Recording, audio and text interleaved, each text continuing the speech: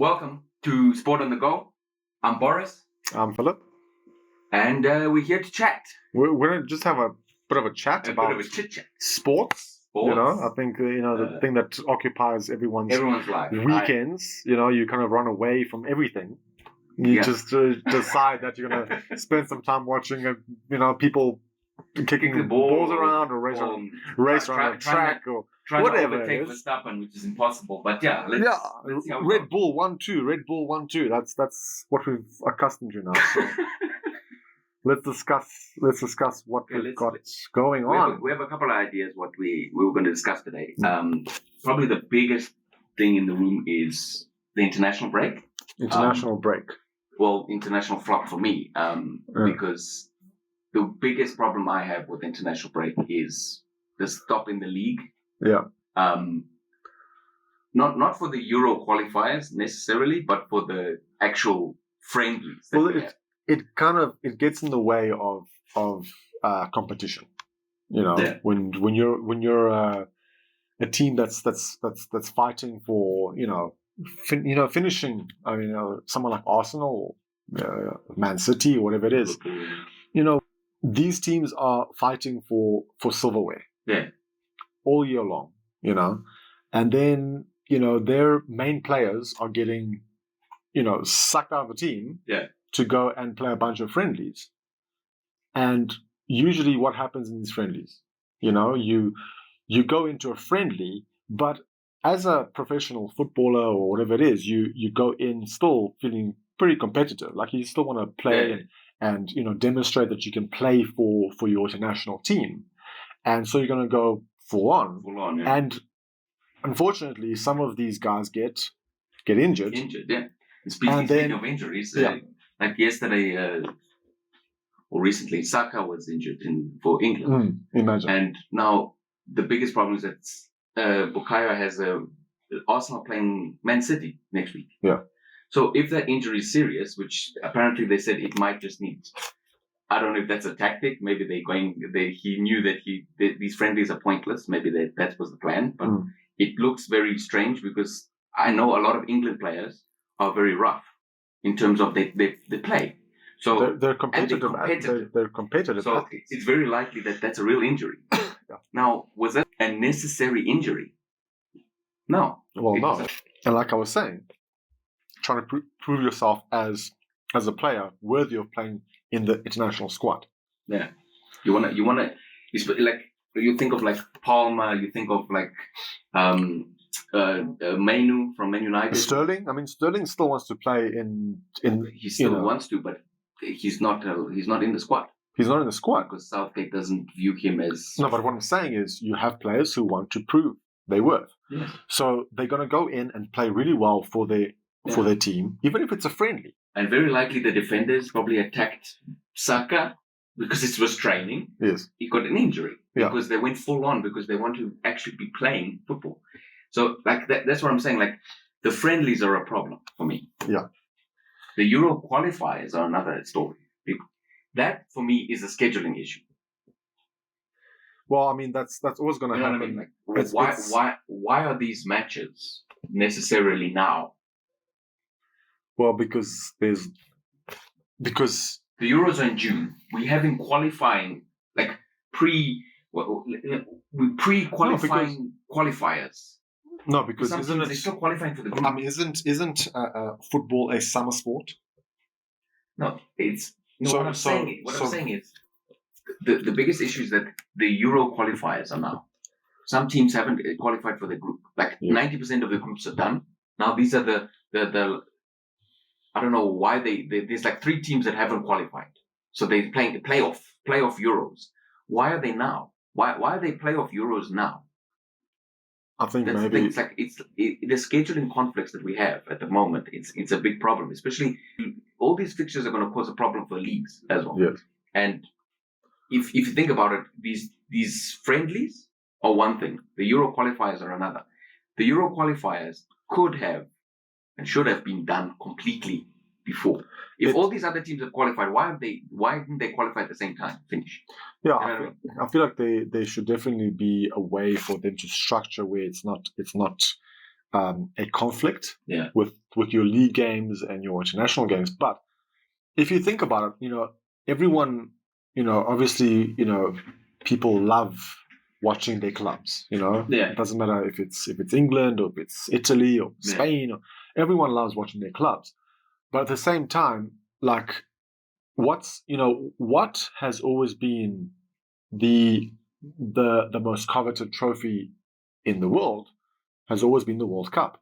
Every player in the world, doesn't matter what league they're part of or whatever it is, what club they're in, when they go and play for their international team, it's a pride thing. Yeah. And when they want to qualify for the World Cup, like or for the World Cup or for the Euros, whatever it is, every player, whether it's international or whether it's club, they want to win the silverware, right? Yeah.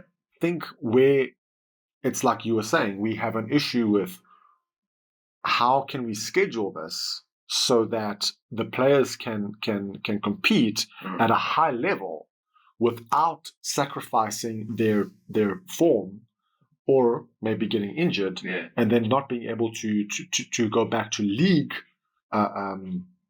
competitions. Yeah, at the same fitness. At the same fitness levels. And then so also, it almost puts it puts the players in a bit of a quandary. Yeah. Because they're like, do I push for international level, or do I push for league?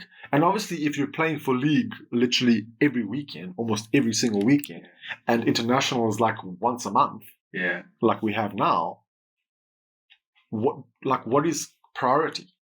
And like that's what I'm saying. Like the Saka situation, where he's injured or he's not injured. I'm not 100% sure. It says he's injured, but I don't know if they say it's a precaution. Maybe they want to keep.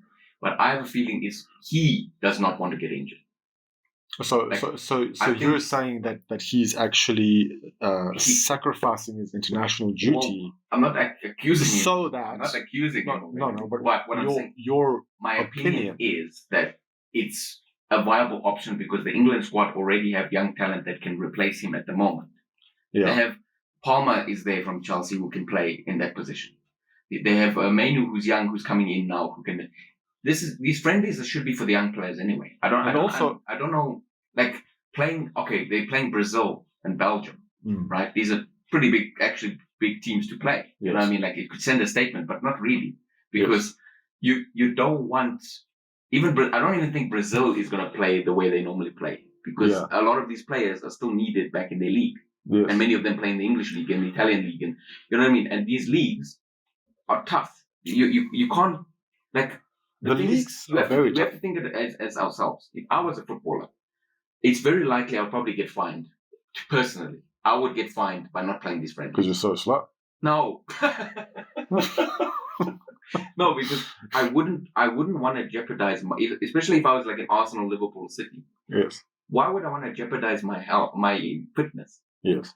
For a friendly, you know what I mean? Because I'm thinking as myself. Now I know Saka is a professional. He went there already. Like if he was going to get injured, he would have got injured before. That's what I'm saying. It looks like to me someone might have injured him.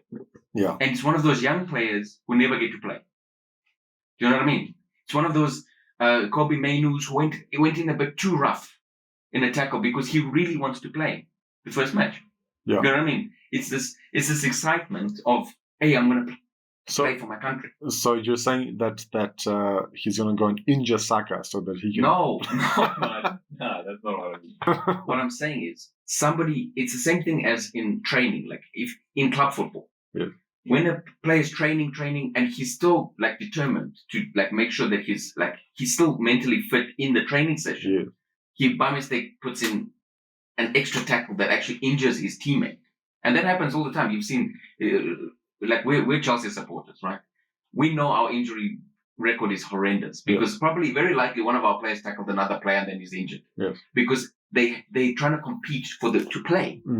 Like that's the thing. You've got to compete to play, and Southgate is that kind of manager. Yeah. For England, that's an example.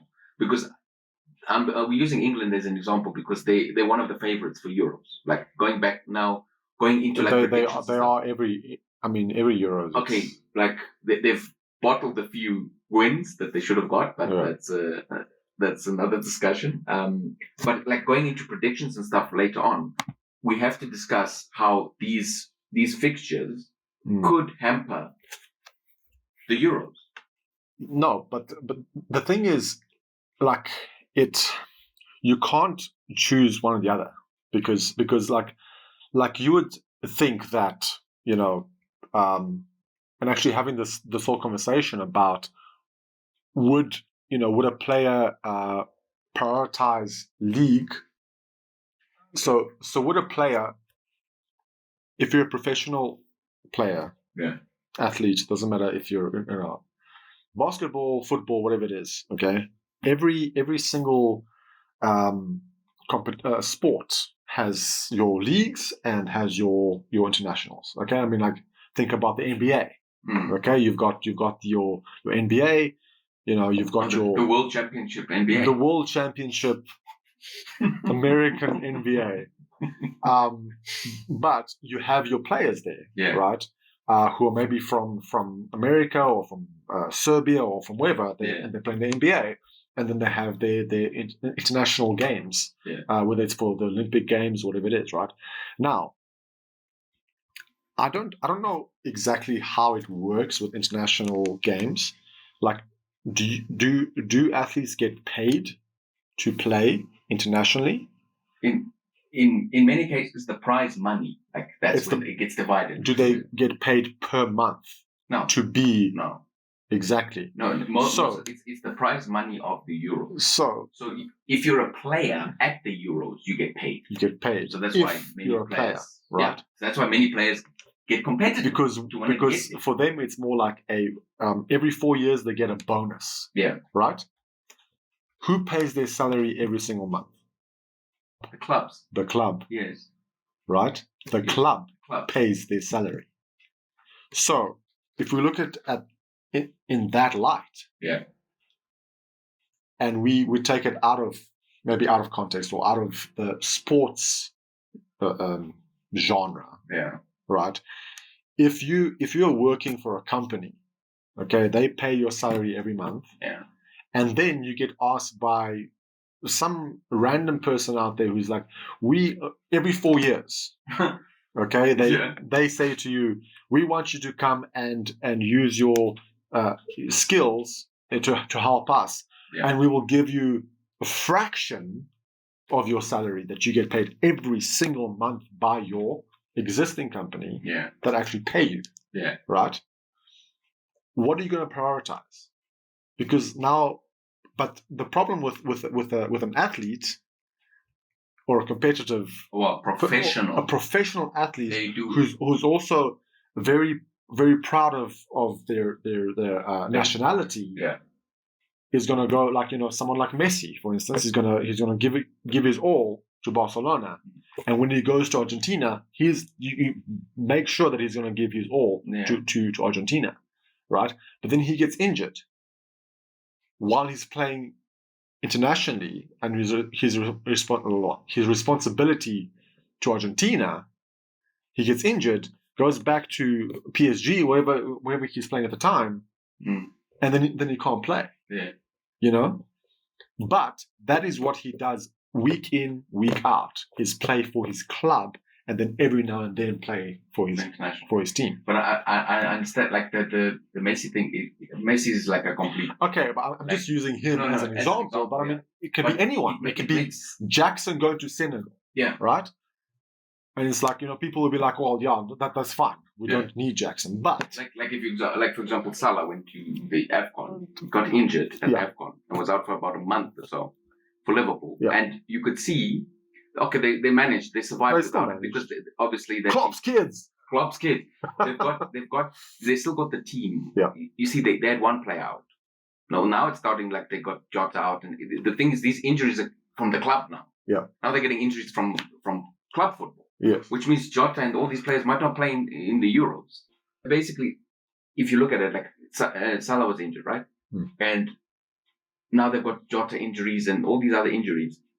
They might hamper their Euros now if they're still injured. Yes. Because if Jota has to go and play for Portugal, then he can't. And he can't, or he has like a niggling thing that's like irritating him. That in the one random second group stage match, he gets a knock.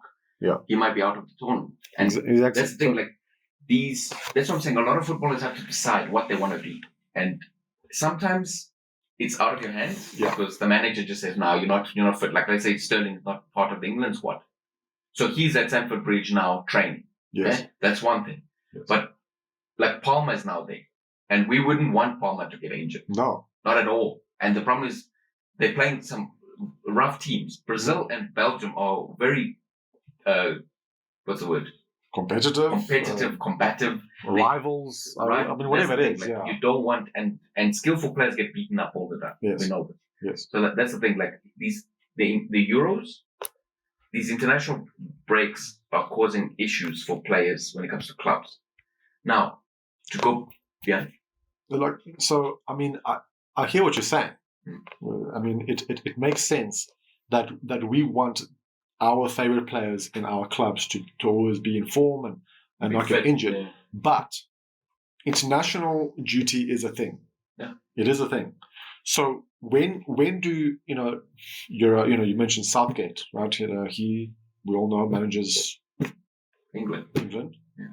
And he wants to also build a team that's ready for the World Cup or for the Euros, whatever it is. So when does he get time to do that? Like the only time he gets to build his English team is with friendlies. Yes. Right? But, like, just to interject there, the problem comes in back to injuries again. These players are going to go back to their club football, randomly get beaten up in 1 week before the Euros, and then his squad is changed again. Do you understand? Yeah. These friendlies, he can literally you can pick a team that you know what Bellingham's going to play. This guy's going to play. What if Bellingham last week of the season gets injured? Yeah. So I mean, so these friendlies should be 3 weeks before the Euros, not now. Because the problem is now, as I said, let's say like now Saka's out. So that means Saka's not going to be training with these guys for the friendlies. Yeah. Which means he's going to come back when the Euros start. Yes. Which means he's training with another young player, like Palmer. There has to be a structural change, I think, in the timetable.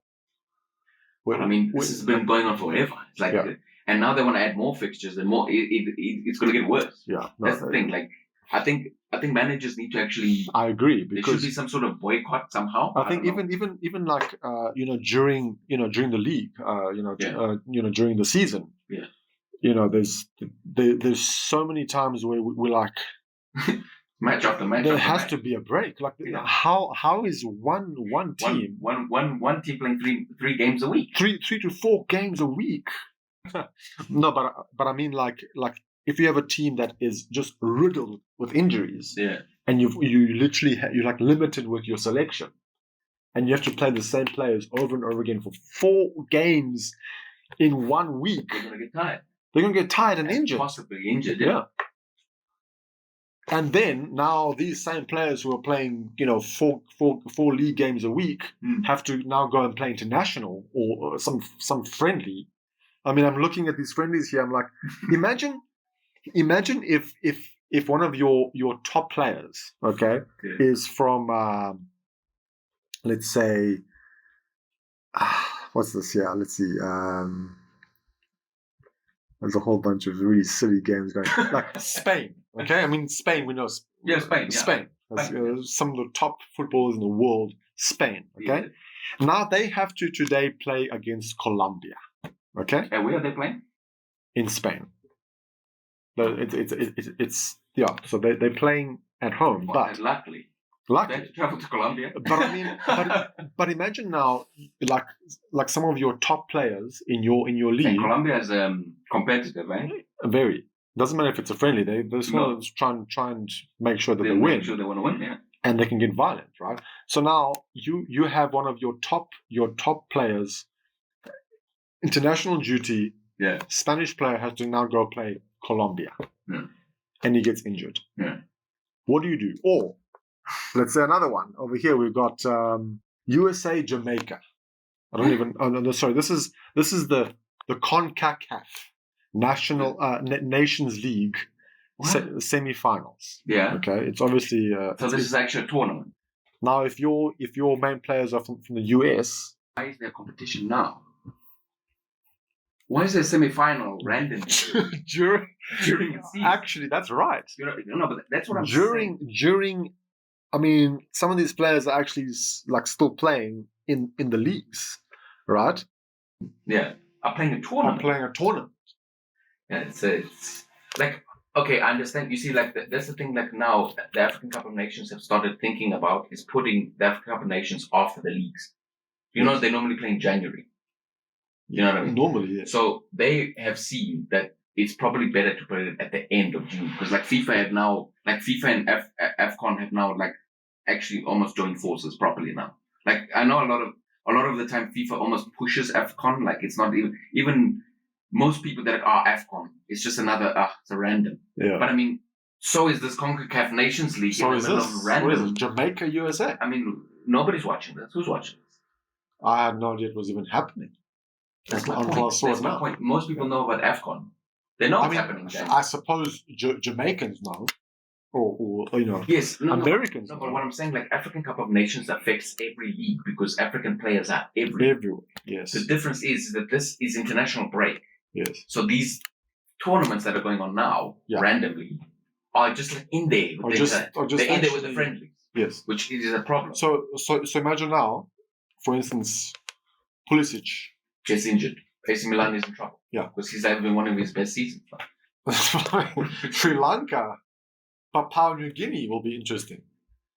I mean, my point is, a lot of these fixtures look like it's generated by AI, as you mentioned, off camera. They look like it's generated by AI. Which one can conflict more? Yeah. Who's going to be more violent? Liechtenstein and Faroe Islands. I have no idea those two even played football. I think each of those have like 3 players. Senegal, Gabon. I mean, there's Jackson, you know? If he gets injured. Oh, God. You know what I mean? Yeah. You know what I mean? Like, but, okay, like, to round up our discussion here, because I think we can go on a rant about things. Well, we can continue forever with this conversation. Like, stop taking our best players and making them play these friendlies against some really good... Not even the friendlies. I'm even talking about the qualifiers. All these the qualifiers need to be done at the same time. Okay? So they need to be done when Group A and B and C are all done. Why is Group F and all these random groups still not finished? Why are there playoffs? They need to be finished at the same time. Okay? That's one. Yes. Number 2, the friendlies need to be stopped until 2 weeks, 3 weeks before because if there's this break, think about this. This is my logic. Why don't they put these 2 weeks before June? It's the same thing. No, but you know what I mean? Yes. Why don't they take these 2 weeks of international break and just put them before the Euros? Because, like I was saying earlier, maybe the international coaches need some time to find the best. What I'm saying is, it's the same time slot. Do you understand what I mean? Oh, you mean like just after these 2 weeks, when the league's finished, put those 2 weeks after. Yeah. So you have four weeks to train. Not like now, they're literally stopping the league from finishing quicker because of these 2 weeks. So they're literally making it even longer. Now we have to get up right until, like, some clubs, like Liverpool, like City, are going to go all the way up to June for the Champions League, the Europa League final. Imagine how angry a Liverpool fan or an Arsenal fan, whatever, would be or is, you know, when they're fighting for the championship. Yeah. And then their best players get injured because they have to play against Kosovo or they have to play against Cambodia. Yeah. Or whatever this is. That's what I'm saying. Their best players get injured, and then they lose the title because of that injury. Because of something like that. That's my point. Is that a lot of the time, this is literally, I don't know why they do this, because this happened for a long time. This is like before us. It's always been international. It's always been. But I mean, why now? What do you mean, why now? No, because why? It is now. No, I mean, it's just now. I'm trying to think logically. Why now? Why these weeks? Why now? I don't know, because African Cup of Nations finished at the end of January, beginning of Feb. Yes, but when it's now the 22nd of March. It's 1 month ago that it was the AFCON. 1 month ago. That means Jackson has been at Chelsea for 1 month, and he's already back on international duty. And imagine he gets injured now. That's what I'm saying. The scheduling is so broken, and that's a big problem. And that's why we want to put a question to you guys. What do you think about the international break? Is it good? Is it bad? Let us know. Yeah. So, I mean, what we're asking is it something that helps the players maybe recalibrate and think and have something to look forward to, outside of the in out of the week of, just training for the club, and maybe just like motivates them to play better, because we all know that, when you're playing, players like Sterling, Palmer, whatever, they want to play for England, so they're gonna try and impress the coach, but at the same time, it's like, they're trying to play really well for the club, maybe to get into internationals, but maybe not, and it's gonna just pull them away from their main goal, so it's just one of those things where, like, we have to question, is it like, I understand we want to play both. I think that most players definitely want to be successful want to play internationally, for sure. Yeah. But so for us, it's not that we're against international games or friendlies, but maybe a restructuring in when those games are played, so that they don't interfere with basically with your salary. You know what I mean? Yeah, and I think that's the issue that I have, is the timing of it, and most people I know have that issue. But now we're gonna have to obviously go into the Euros. Yes. Because after all the qualifying, everything, the Euros are coming up. Yeah. It's literally 3 months away. 2 months away? 3 months away. And they're being hosted in Germany. So Germany is automatically qualified. Yes. Their group looks pretty simple, as everyone can see. Germany's group is Germany, Scotland, Hungary, Switzerland. That seems pretty obvious that Germany will go through. The other ones, they'll battle out, right? Yeah, I mean, my prediction for this group will be Germany, Switzerland, I think. Scotland, Hungary could squeeze it, I think. So I'm just going to go through the groups, and then we can do a prediction. We can do a prediction, because I have a feeling this is going to be one of the weirdest Euros. Very, very weird Euros. Yeah. Okay, so we've got Group B: Spain, Croatia, Italy, Albania. Now this Group B is the group of death. That is absolutely, for sure. 100%. Albania to win it? I'm joking. You never know. I mean, if I think they're going to be a thorn in somebody. If all the top players from Spain, Croatia, Italy get injured during the season, the next 2 months, then anything's possible. But okay. So Group B, we can agree is the group of death, right? Because 100%. As we go through, So Slovenia, Denmark, Serbia, England. Now, England and Serbia, for me, look like they'll go through.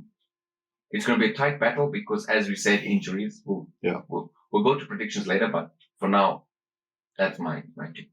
That's also quite a tough. And here's where our discussion goes from earlier. Yes. Playoff winner A. We don't even have a. That's my problem. You see why we have this discussion? We have playoff winner A. Yeah. Okay. Netherlands, Austria, France. Okay. Yes. So whoever is playoff winner A, we'll find out later. Group E, playoff winner B. Okay. So, playoff winner C. Group F. Yeah. So we don't even have we don't have three full groups. We don't have 3 countries that we can't even do a proper prediction here, but we will try our best with what we have. Okay? Yes. So now we're going to do the winners of the group and run up. Yes. Okay? Even though we don't know who the other 3 are, but we will just go on what we have. Okay. Simple. Okay, so Germany, Scotland, Hungary, Switzerland. I'm going for Germany, Switzerland on this one. Eh? Germany, Switzerland. Okay. I'm going Germany, Hungary. Okay. Group B. There's a group of 10.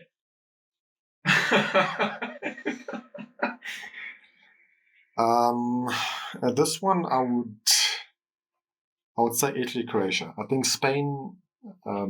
Is Spain not still sort of going through a transition with some young players? So is Italy. So yes. I'm going. I would say Croatia 100%. I think I'm going. Yes.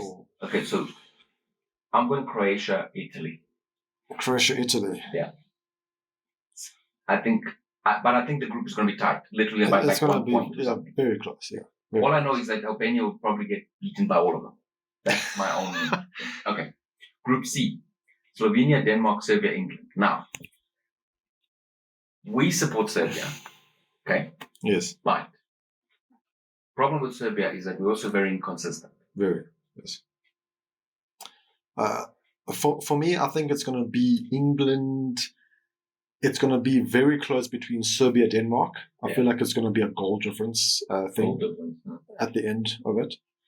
I think literally by like one goal. Yeah, something like one goal or like. So for me it's England first, Serbia second, but it's going to be tight. Very tight. Yeah. Like it's actually very hard to predict this group because it's Denmark like Denmark can be on their day. Okay, Group D. Group D, I think. Playoff winner A wins. Definitely playoff winner A, and then France. Okay, no, France, Netherlands. They're not. If you haven't qualified by now, you're probably one of those that. That's just trying to claw their way in, but they'll probably be a thorn in somebody's side. So I still think France and Netherlands. Absolutely. That's Austria has never been really that strong. No. Belgium, Slovakia, Romania, and playoff winner B. This one I can't. Belgium. I think Belgium definitely will go through, and possibly Slovakia. Well, who is playoff winner B? You see, this is Turkey. Playoff winner C. Portugal, Czechia. I'm going Portugal, Turkey. Portugal, Turkey. Yeah. Turkey's had decent runs in the Euros before. Yeah. So okay. So. Yeah, so that's who we're picking for the Euros, group winners. We will revisit, obviously, when the Euros go live and do another one of these. But I think, by the looks of it, the usuals will be there. That's what I think. The usual teams that we know. Look, I mean, Germany had a horrific experience in the World Cup. No, I'm not saying they're going to win it. I'm saying the ones who get to the next round. Yes. Are going to be the usuals, but I remember Germany had, and they were kicked out, wasn't it? In the group stages, yeah. Okay, let me refresh what I'm saying. And I mean, the last time that we played a FIFA game together, and my most horrific loss. The one that I felt like I was going to win, and you demolished me. Yeah. I chose Germany. And I think I chose France. I think Mbappe cooked you there. But yeah, I think that is who's going to win their groups. So it's those people. But as we said, injuries will impact Euros. So we will revisit this when the group stage is finished. Yeah. We will find out who actually got the predictions correctly. Yeah, I think that's our predictions, and I mean, if you guys can put your predictions. Put your predictions. Let's see. Let us see. The one that gets all the predictions 100% gets a ticket to the final. What? The person who gets the predictions right get an Amazon gift card. Amazon gift card. There we go. You can go buy yourself a ticket for the final. Yeah, let us know. Yeah, let us know. Okay. Good. All right. Enough of all this football nonsense. Enough of football. Now we're going to go into our next and final topic. I think the one and only sport where you know for a fact who the winner is. There's a winner. And there's you hardly get injuries, like you get people who get sick every now and then, and then you get this really young one who comes in and finishes 7th in a Ferrari, which I think was great. It was a great race by him, Oliver Beerman or Bierman. Bear. Yeah, he finished 7th. It was actually pretty good. That was, I think, the most exciting thing we've seen in Formula One for like the last 8 years, I think. The most exciting thing that's happened. Yeah, the most exciting thing that's happened is Bearman. So now we have to discuss. Bearman! F1 has become a bit boring. Very. Let's be real. Very it's a bit boring. Yeah. There's some stories going around and stuff just to make a little bit of excitement. Yeah, like, just making it fun, you know. But still focus on Red Bull. Like, what about all the other teams? Like if we look at the current team that is winning, it's Red Bull 1 and 2.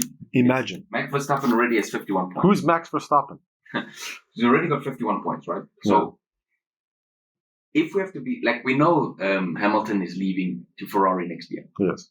And already he looks like he doesn't. He's trying his best with Mercedes, but it doesn't look like they know they're leaving. And that's one thing I wanna also ask. Is knowing that you're leaving a year earlier a good strategy? This is not new. This is for teams always know that next year they're going somewhere else, and then the season starts. It's very weird for me. Yeah, I mean we've seen from previous drivers who decided to leave literally at the beginning of the season. Yeah. Daniel Ricciardo. Yeah. Deciding to leave Red Bull beginning of the season, and it seems to be like a trend for him because then he did the same thing with Renault. Yeah. And yeah, I think I'm sure it puts a damper, like as a team, knowing that you're doing all this and yet your driver's not, we're not saying Hamilton is not trying his best, but in the back of his mind, he's not. We're just trying to find what is wrong with the car. We want the best car for Lewis, but it's not happening. I think that's kind of what's been happening with Mercedes for the last however long. But I understand why he's leaving. Yeah. Because I would rather go from that to we are checking. We are checking. We are checking. And you see, the thing is, there needs to be a change in F1. Obviously, the new race rules are coming soon. I think it's next year or the year after. So the cars, I think, are going to be changed. Maybe Red Bull will be hampered by then. We don't know. We want competitiveness, as we said. As we said in the international break issue discussion. When you have competitiveness, it usually can bring out more in people. Yeah, and that's... But this is it's starting to become it's not only boring for a viewer. If you're a Verstappen fan, you're happy. Yeah, you're actually bored. But you're also bored. He's going to win. You don't even need to watch. You don't even have to watch anymore. You know what I mean? But also looking at these standings now and seeing George Russell in fourth, 18 points, and we've heard for the last 3 or 4 years, we want the best for Lewis, but why is George Russell fourth and Hamilton ninth? Well, I think it's also got to do with the car. They're not. That's what I'm saying. They're not even doing the best for anybody at the moment, Mercedes. But I mean, if you they haven't been doing that for a while. But if you look at the standings, Russell fourth, obviously, maybe a better car. I don't know. I don't know. For me, just. And that's the thing. I think there's a lot of when you leave, a lot of people inside the company, for example, will start doing more for a certain other person. You know what I mean? I suppose for the younger driver in the team, maybe he's not leaving. Oh, we don't know yet. But Russell's not confirmed anything that he's leaving yet. But it's very likely there's going to be more chopping and changing next season. Yes, we know that. Yes, for sure. But it's the Formula One season has started and people are already tired. It's started. It's just a second race we're talking about here. It started and it's the third race and we're already tired. And that's a problem. I think that's a problem for F1 itself. They've got new owners and stuff for 2 years now, and they want to be a global thing. Yes. The problem is that people get tired very quickly. of the same mundane thing. Like if you think about the Premier League, I'm going to go back to the Premier League. Man City have won like 3-4 in a row. They're very boring. Like the league is boring. This is but I mean problem. This season is very exciting because it's like so close. But I suppose it's always been close, and then Man City find and Liverpool have been close and find that loss. But when is there a gap? When is the gap going to reduce in F1? Yeah, you know what I mean. Yeah. The gap is so big that it's like. I think just talking about this now, I feel like we should maybe have an entire discussion about Red Bull as a team, as a constructor. Yeah. And if it's something that maybe should be looked into, because for me, for a long time, it's felt like it's not fair. I feel like it could even be borderline illegal for a team. Say for instance, we go out now and we start an energy drink, and we call it Sports on the Go, right? And then we go and we do a Red Bull, or we do a Sports on the Go car in the F1, and we have all the money in the world, and we can just go to Honda, we can go to Mercedes, we can go to Ferrari, we can go to every single car manufacturer and get the best from them, and then just put it all together in our car, and then just win for like 10 years straight. And yet the actual constructors like Ferrari, Mercedes, they are giving, say for instance, if Honda joins F1. Honda is. Oh, you mean Honda? No, Honda as the car. Oh. Like we had Renault, and then Red Bull had a Renault engine, and they were beating Renault. You see, I understand what you're saying. They have like the best parts of everything in one car. Yes, maybe that's something I think that's a damning statement on the other cars. Now, Ferrari cannot make the best out of Ferrari parts.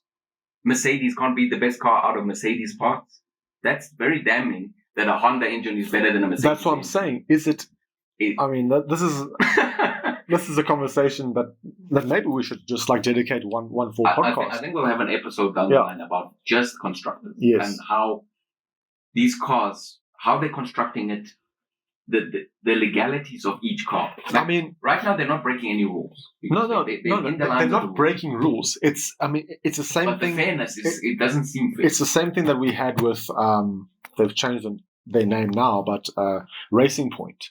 Yeah. When Racing Point came out and had pretty much a replica of the winning Mercedes-Benz car from the previous season, and they came out with pretty much the same car, and they went from almost being bankrupt to like finishing bottom half to like competing with Mercedes and being in the top half, and then it came out that they actually were using Mercedes braking system, but a lot of people had an issue with that. You had Christian Horner coming out, especially him. Oh, this is not right. This is illegal. This should be banned. McLaren was Mercedes was okay with it because they were the ones who they're making money from the yes, brakes, but they were selling the brake system to Racing Point. But every other team, especially McLaren and Red Bull, were complaining about it. But Red Bull is pretty much doing the same thing. They're literally buying parts from Honda and from Ferrari and from whatever, putting it together and then winning for the 10 years. Yeah. And that's so I feel like maybe the FIA has to just look at it. But like I said, it's a conversation that maybe we should. I think that's probably a whole episode. Yeah. But just the main thing that we wanted to discuss about that is the competitiveness of that. It's still missing. It's lacking. There's the fact that Mercedes cannot make a car that is fully competitive still is a problem. It's the fact Ferrari is still. I don't know. Maybe their strategy team will eventually get it right. But right now it looks like for me, Red Bull have the right car, the right driver, the right team. Yeah. The team hasn't broken up. All of that. There's no. There's a bit of internal fighting going on, but they're still winning. Well, There is, but also, I mean, But I mean, think about this. Like, there's internal fighting going on with Red Bull and stuff, but they're still competitive. Of course they are, because if this happened in Mercedes or Ferrari, I don't think we would be saying that Ferrari is in the top two. They would be down. That's the thing. I don't know. There's something about Red Bull not being a car company. Red Bull, you know what I mean? I think, yeah. That's the thing. They're not a car company. I think Red Bull just knows how to handle these kind of situations. Like, I mean, I read, I think it was this morning, where Max Verstappen said he's not getting involved in this whole thing that's happening with Red Bull. Yeah. He's been hired to. He's a driver. Yeah. That's his job. That's what he was hired to be a driver, and he's not getting involved in anything else. And that's what I'm saying. I think Red Bull, they know how to handle politics. That and make sure that the person that is doing the PR and whatever that's their job. Yes. I think Mercedes has a problem. Ferrari has a problem. Mercedes definitely has a problem. A lot of these teams, like the what is the guy who sits in the paddock? The team principal.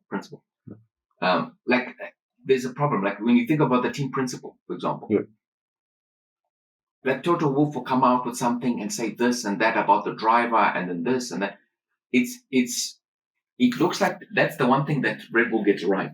They know how to make sure that there is no, the driver is not involved, so he can concentrate. There are no, there's no interruption, like a blurred line. Like everyone knows their place in the team. And if there is a problem, the driver must go on holiday and go enjoy himself while we deal with this politics. Yes.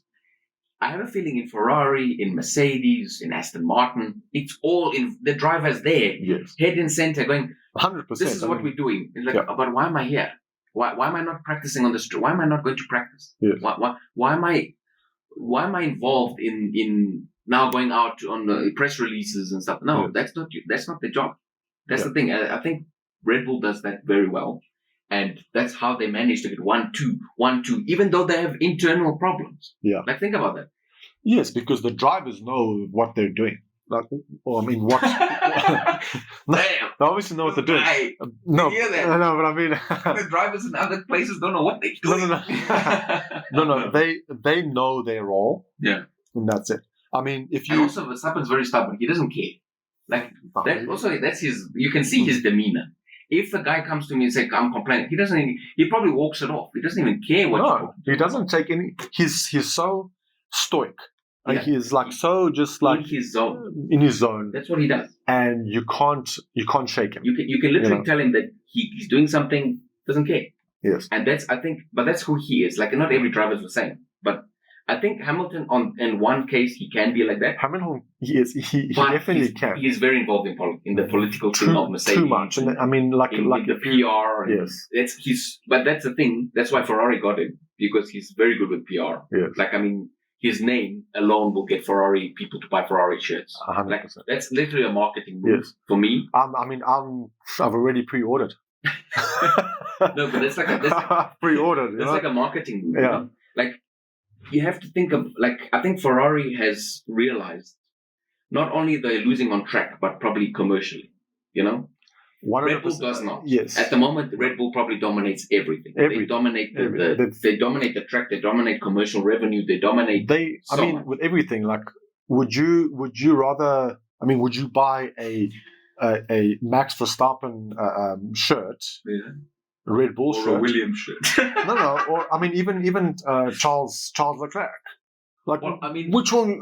I'm sorry. I would definitely go and buy a Red Bull shirt. Firstly, the thing is, I love Ferrari, so I'll probably buy the Ferrari. But I would buy the Red Bull one to walk outside in the street because there's still street cred that you need. Yeah, exactly. But like, I get what you mean. Like, there's a thing missing. All these other teams. Michael Schumacher. What about Michael Schumacher? That was it. That was Ferrari at its top. But you would go buy a Ferrari shirt. You would go buy a Michael shirt. You would go like it's what changed. Red Bull has become Ferrari in F1. You know what I mean? Well, if you think about it, Mercedes and was already also before that. Yes. You won a couple of races. Absolutely. Thing. But the thing is that these rule changes, somehow, I don't understand how, but Red Bull manages to adapt to these rules very quickly. I think there's a less red tape at Red Bull, which I have a feeling is part of the team principle. Horner probably just says do this and they just do it. Yeah. I don't think Toto Wolff has that much control. I think he has to go to the high ups, has to go to Mercedes board, has to go to, and that's the thing. Like I think Red Bull is almost like they're like a startup company. That's how they move Red Bull, and that's why they can change things so quickly. If you go to Ferrari, you must go to the head of the. You must go to. There's a process. Yeah, you must go to the head of Italy. The Italian, the country itself probably has to approve because it's literally Ferrari is the Italian brand. It's not just Red Bull is no brand. It's just an energy drink company. That's what I'm saying. They are very lucky in that they can literally do anything quickly. Yeah. Mercedes have to go to this. Is this Sprite? No, there's a if there's conflict with BMW, what happens yes. if their part is made half by BMW? They can't use the part. You know what I mean? Like there's a lot of conflict. Yes. And that's what I think that they can get away with, Red Bull. You know what I mean? They can get away with that kind of the red tape in some of these constructors teams are probably ridiculous. Like I don't even think maybe McLaren doesn't have as much because McLaren, it seems like that kind of, they kind of can do something, like they have a PR team and stuff, but McLaren doesn't go to, I don't think they go to the government to say anything. You know what I mean? Yeah, because I feel like if you're talking about Mercedes or Renault or these like country affiliated, these car manufacturers that have different departments and have affiliated with have an F1 racing team, but they also have they actually build cars for the public. It's a massive company, and there's different layers and things like that. Management. It's not just like Red Bull, which is just an F1 team. That's it. And then energy drink. That's separate. I can guarantee now the energy drink company has no role in the F1 team. Absolutely. All they do is nothing. Put our logo there. That's just make sure that it's the Red Bull team. Here's your money and enjoy. That's it. That's all they do. Yeah. Because I have a feeling they don't engage. Because if you think about Red Bull as an energy drink, they don't engage in a lot of PR. They release an energy drink. They did. They fucking no. But I'm saying there's nothing. They're an energy drink company. They don't even have to advertise anymore because they become like Red Bull is the Coca-Cola of energy drinks. They don't have to advertise. You walk into a shop and you see a Red Bull fridge. Yeah, and it's probably got Max Verstappen on it, but and you just want to buy it. You know? Yeah, no, but what I'm saying when I say PR, I mean they don't have to. They obviously because they're winning. You know what I mean? Like when you're winning, you don't even need to do anything. Yes. They usually sponsors and advertisers come to you, right? So I think that the biggest problem for a lot of teams like Mercedes, Ferrari, McLaren, all these constructors have to align themselves with firstly probably the manifesto of what the company is. What is Ferrari? What is Mercedes? Toto Wolff has to be this guy, and he's not allowed to do this. And you know what I mean? Like for me, Red Bull is like Haas, but successful with a lot of money. Yes. No, but successful because Haas can also do what's his name? Gunther. Yes. Gunther Steiner. Gunther Steiner is exactly that. He left now, but I'm saying he is like you couldn't say that in Ferrari. You couldn't be that flamboyant, that loud, that angry. No, you have to be a certain way. You have to make sure that you don't be too angry. You don't be because you're the image of the country. Yeah. Italy is literally Ferrari.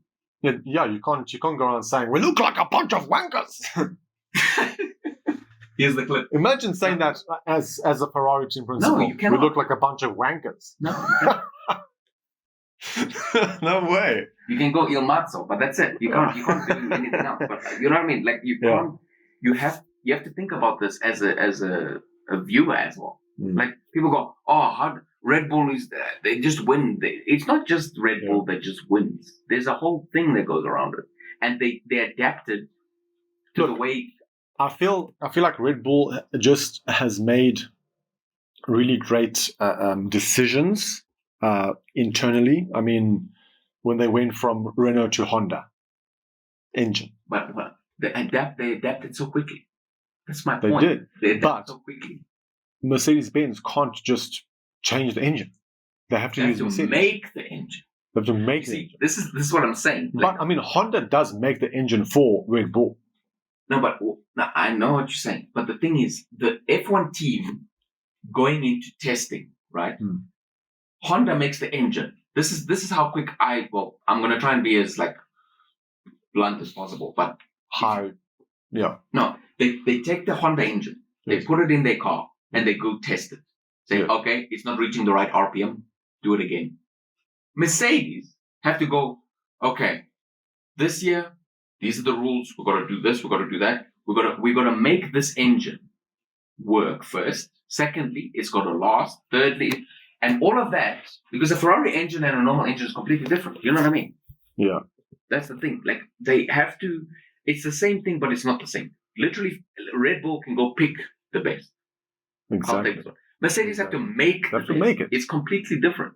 Like, they are struggling because they can't choose. They can't go, hey, BMW, give me an engine. Yeah. Even if the engine is the best. Like, maybe BMW is the best engine in the world.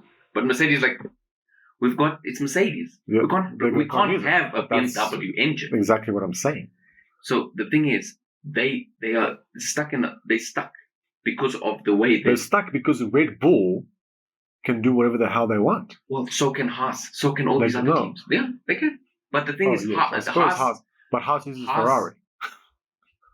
And obviously, Ferrari is going to get their best engine for themselves.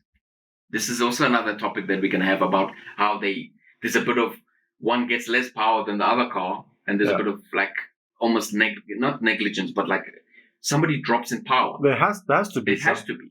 And until obviously the rule change is coming now, but until everybody has the same car, we're never going to have the same, like, it's not going to be the quality that we expect. No, that's actually a good point that you raised. Like, imagine, like, if you think that if Haas was winning, you think Ferrari would be happy? No, what I'm saying is they're using their engine. Haas uses a Ferrari engine, which means they should be same level as Ferrari. They should be having those individual battles like crazy. Well, also it's also the I suppose the drivers and pit crew and stuff, but the speed should be the same. And you can see it's not the same. It's not the same. But that's because of the overall car is not the same. That also because they put different chops and changes. Because they have different brake system but that's what I'm saying. Like, but overall, Haas is trying to be like Red Bull, get the best of this, get the best of that. But you can't unless you got obviously the money. Yeah. Which Red Bull has, and also now because of their win, they keep winning. They get a bigger piece of the pie. The issue now that we're facing in Formula One is that it's boring. Yeah.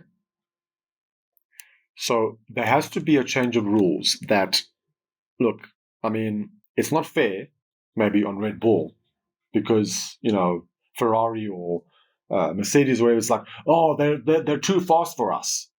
No, well, we can't like just change the rules because everyone else is bad. That's what we can do is even out the odds in terms of legislation or whatever the rules are for certain things. Because I have a feeling that in certain aspects of the engineering department, some things Red Bull can get away with because they are Red Bull. Yeah. Until there's but the problem is that the legislation cannot change. That's a team thing. Mercedes have to change their engine. Ferrari have to change their engine. Yes. They cannot match. No, for sure. I mean, they cannot match the. It's like asking somebody to say, my Ferrari is faster. My Ferrari is faster than your BMW. So I must change my Ferrari. That's the problem that we are facing now. That we're asking the guy with the fastest car, are we going to ask him to change things to go down to everyone's level? Or is everyone else going to meet them at their level? Now, that's the thing. Like, well, how? How is a team thing? Like, that's what I'm saying. Like, it's a difficult question to ask. How can Ferrari make the same car as Red Bull? They need a Honda engine. Which they can't get. Which they can't get because it's not Ferrari. Ferrari makes. They don't. You cannot. Yeah.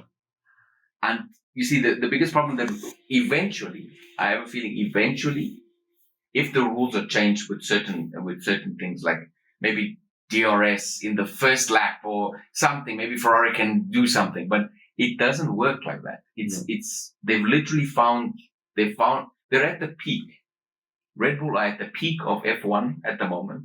They've got the best driver who doesn't care. He will win no matter what. It's just dominance. And if you've got somebody like that, unless the teams around them start uplifting themselves and stop this thing of like, oh, you know what, we're bad, maybe we'll get there. Because like, it's the same thing with, like, as we said, with the league and stuff. These leagues, like the Premier League right now is competitive at the moment. Before it's been terrible. Like City have been so dominant. Now it's a bit competitive. But is it competitive because everyone uplifted their level? Or is it because City dropped? Yeah. And it's more likely the other teams lifted their level, not City dropped, because City have the same points as they did last year. They haven't dropped. City haven't dropped. Everyone else is upgrading their level. That's the point. I feel like and I think these teams are not doing got to do with consistency. I feel like what Red Bull has done is that, everyone had a problem, and even if you watch, that Netflix show, Drive to Survive, best show ever. How they, everyone was so like, almost like put Red Bull in a bad light. Like, oh, they're focusing way too much on Max, and Daniel Ricciardo is, he's just treated like a second driver. Yes, they were consistent, and they actually wanted to keep Daniel Ricciardo. Yeah, he's the one who chose to leave. Well, but they were very, very consistent, very encouraging, very like just on Max Verstappen's back, like about being the face of Red Bull, and boosting his ego, making him feel like the most dominant driver. Max has always been egotistical, and that's what drives him. But they Red Bull as a team tapped into that and were able because Red Bull is able to nurture it. Yeah. And now he's become and now he probably can win with the blindfold. But all the other teams, they've been flip-flopping, they've been do this, do that. Ferrari changed their directors and this and that. Changing directors, changing drivers, having this guy as the number one driver, then flipping it over, then having this guy, then like Charles Leclerc, then him, then this guy. And there's just way too much, just like there's no consistency and stability and consistency in the other teams. I mean, we are still, it's the third race this weekend. It's the third race. There's still a long way to go, but I mean, it's already there. I've been watching the last two races, the first three races. No, the third race is this weekend. No. Yeah, but I mean, like you watching F1, you've kind of developed this this fortune teller sort of. So 1 and 2 is Max and Perez. Let's predict this weekend. Let's predict. Okay, so right now they're doing. They're doing the practice 3. Wait, hold on. Yeah. Let me double check it. No, practice 3 is in 10 hours. Okay? So while we're recording this is 10 hours before practice 3. Okay? Now let's do our prediction for this weekend. The winner. Max Verstappen. Yes. The runner. Perez. Okay, now we're getting into dangerous territory. Now this is where it gets difficult. Mm-hmm. Who's finishing third? George Russell. Yeah. I feel like there's going to be just a short resurgence from Mercedes-Benz. You think so? But with George Russell kind of competing. And who's fourth? Fourth, I would. I'm going to Sainz. Maybe Sainz or. Because if you think about it, Leclerc. if you look at just the last two races, you've got Verstappen 1, Perez 2nd, Sainz 3rd. Then you've got Verstappen 1st, 2nd, Perez 3rd, Leclerc. Okay, so Ferrari are usually 3rd. Yes. Okay, so I'm giving the benefit of the doubt to Sainz this time. Okay. But as we know, the Ferrari team can change. As you say, that maybe Russell can, because the Australian track is very fast. Australian track is very fast. And the fast car. It's also the first 2 races we had were night races. Australia's a day race. Is it not? You think that's gonna change anything? I feel like there will be the heat, the Australian heat might affect some of the cars. And you think Mercedes will do the one for third with their engine? It's brave, but let's see. Well, that's my prediction. Well, next week we'll revisit this to see who's correct.